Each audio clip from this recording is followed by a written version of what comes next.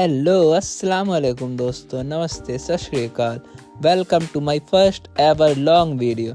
Hello everyone, I am Sharif Hussain Khan, a first year MBBS student in Immanuel Kant Baltic Federal University, Russia. और finally guys, हमारे 1000 subscriber हो चुके हैं। Guys, जब मैंने अपनी पहली शॉर्ट वीडियो डाली थी तो व्यूज़ भी नहीं आते थे, पर अब व्यूज़ भी आ रहे हैं और सब्सक्राइबर भी बढ़ रहे हैं।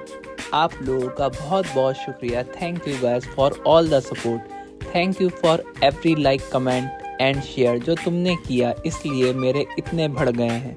Thank you thank you thank you.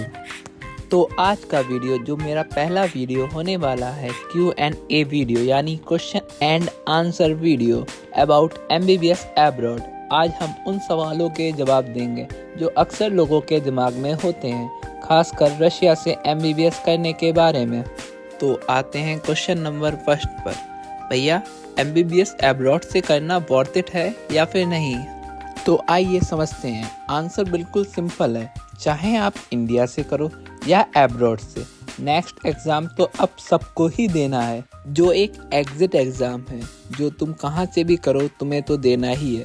तो तुम कहाँ से कर रहे हो इस पे डिपेंड नहीं होता, क्योंकि तुम्हें पढ़ाई तो करनी ही है, चाहे तुम इंडिया से करो चाहे तुम एब्रॉड से। मैं अभी एब्रॉड से MBBS कर रहा हूँ। मेरा एक बैच बना है, मैक्सिमम 18 to 19 स्टूडेंट का। कम स्टूडेंट्स में डाउट भी बहुत अच्छे से क्लियर हो जाते हैं। मेरी जो यूनिवर्सिटी है IKBFU, वो WHO NMC MCI proved university है। हम लोगों को यहाँ प्रैक्टिकल नॉलेज से ज़्यादा इंटरेक्ट कराया जाता है। जैसे कि हम लोग हर साल, एक साल में लास्ट का जो मंथ है वो इंटर्नशिप करते हैं। यहाँ इंटर्नशिप कंपलसरी है और हम लोगों को रियल बोन्स कैडबर के साथ प्रैक्टिकल कराया जाता है। और ख़ास करके सेकेंड ईयर हॉस्पिटल में क्लासेस लगती हैं।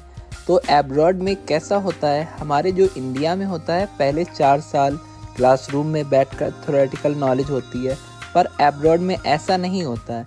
एब्रॉड में सारा एक ही साल में चलता है, मतलब थ्योरेटिकल और हॉस्पिटल की नॉलेज साथ साथ लेके सीखते हैं। तो मैं कह सकता हूँ कि abroad is worth it, but if you did, अगर आप करोगे तो वर्थ इट है, चाहे इंडिया से करो या एब्रॉड से।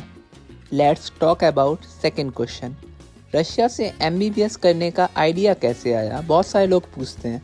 पता है, इसके पीछे एक इंस्पायरेशन स्टोरी है। जब मैं छोटा था तो मुझे डॉक्टर्स को देखते हुए बड़ा फैसिनेशन होता था। मुझे हमेशा से लोगों की हेल्प करने में अच्छा लगता था। MBBS करने का ख्याल तो था, लेकिन इंडिया में कंपटीशन इतना टफ था कि कुछ मार्क्स की वजह से इंडिया में नहीं हो पाया। लेकिन मैंने अपना ख्वाब इंडिया से नहीं तो एब्रॉड से करने का सोचा। फिर मैंने रशिया चूज़ किया। रशिया एक अच्छा ऑप्शन था, क्योंकि यहाँ की एजुकेशन क्वालिटी भी अच्छी है और फीस भी अफोर्डेबल है। मेरा रशिया आने का डिसीज़न एकदम से नहीं हुआ।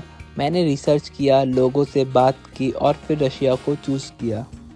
यहाँ की medical universities world wide recognised हैं और यहाँ का एनवायरनमेंट भी स्टडी के लिए बहुत अच्छा है। अब आते हैं आगे के क्वेश्चंस पर। बहुत सारे लोगों का डाउट होता है रशिया में MBBS की फ़ीस और एक्सपेंसेस कितना है। तो आइए जानते हैं। यहाँ की फ़ीस हर यूनिवर्सिटीज़ की अलग अलग होती है। कुछ फेडरल यूनिवर्सिटीज़ हैं, कुछ स्टेट यूनिवर्सिटीज़ हैं, सबकी फ़ीस अलग अलग होती है। कुछ यूनिवर्सिटीज़ 25 लाख में भी MBBS करा देती हैं और कुछ यूनिवर्सिटीज़ ऐसी हैं जो 40 लाख तक MBBS कराती हैं। इट्स ऑल ओवर डिपेंडेंट कि लोकेशन कहाँ है, क्वालिटी एजुकेशन कैसी है, और इस पर भी डिपेंड होता है कि इंडिया से कितने स्टूडेंट्स यूनिवर्सिटीज़ के लिए एप्लीकेशन देते हैं। और अब बात करते हैं कि रशिया में रहने का एक्सपेंस कितना है, कितना खर्चा जाता है, मंथली एक्सपेंसेस कितने हैं। कुछ स्टूडेंट्स 12 to 15,000 में भी काम चला लेते हैं और कुछ स्टूडेंट्स 25,000 में भी नहीं चला पाते हैं। अब नेक्स्ट क्वेश्चन है, रशिया में लैंग्वेज बैरियर कैसे ओवरकम करें? जैसे कि आपको मालूम है कि यहाँ इंग्लिश बहुत कम पीपल यूज़ करते हैं, रशिया में आने से पहले हम लोगों को थोड़े वर्ड्स रशियन लैंग्वेज के आने ज़रूरी हैं। और ये भी है कि यहाँ जो टीचर्स हैं रशियन लैंग्वेज टीचर, वो भी आपको बहुत अच्छे से रशियन सिखाएंगे।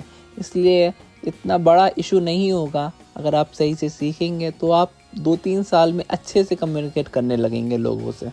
तो अब नेक्स्ट क्वेश्चन, रशिया में क्लाइमेट और कल्चर कैसा है? रशिया का क्लाइमेट कोल्ड है, खासकर विंटर्स में यहाँ टेम्परेचर -15 to -20 तक वेराइज करता है। और अगर आप नॉर्थन रीजन में जाएंगे तो आप वहाँ देखेंगे तो टेम्परेचर कभी कभार -30 भी क्रॉस कर जाता है। और यूरोपियन साइड जब आप आएंगे तो आप देखेंगे यहाँ टेम्परेचर -10 to -15 तक वेराइज करता है। और अब बात की जाए कल्चर की, तो रशिया एक डाइवर्स कंट्री है। यहाँ आपको अलग अलग कल्चर्स और ट्रेडिशंस देखने को मिलेंगे। आपको यहाँ के लोगों के साथ इंटरेक्ट करने और उनके कल्चर को समझने का मौका मिलेगा। यहाँ पे भी इंडियन स्टूडेंट्स हैं तो उनके साथ आपको फेस्टिवल सेलिब्रेट करने का भी मौका मिलेगा। अब आते हैं लास्ट क्वेश्चन में, रशिया में सेफ्टी कैसी है? कहीं वॉर तो नहीं चल रहा है?